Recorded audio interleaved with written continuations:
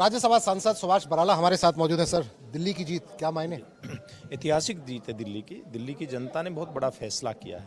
नरेंद्र मोदी जी के नेतृत्व में जिस प्रकार से देश विकास की बुलंदियों की तरफ जा रहा है, तो दिल्ली की जनता भी ये चाह रही है कि हम दिल्ली के अंदर भी एक डबल इंजन की सरकार बने और वो दिल्ली को जिस प्रकार से एक दिल्ली पूरी तरह से अव्यवस्था का शिकार है।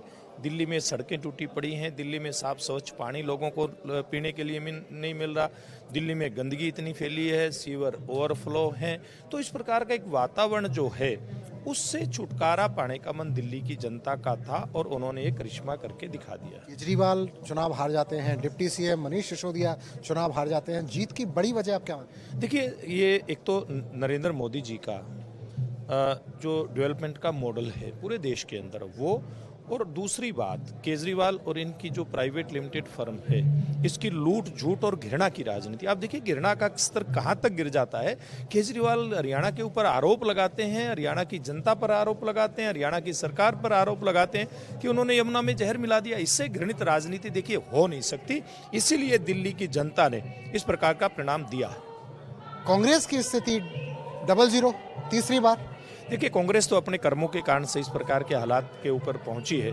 कांग्रेस पार्टी ने behind the curtain Bharatiya Janata party की सरकार को रोकने के लिए और आम आदमी पार्टी की मदद की, लेकिन उनकी मदद आम आदमी के पार्टी भी काम नहीं है, खुद का अस्तित्व भी इनका मतलब ये खोती जा रही है कांग्रेस पार्टी।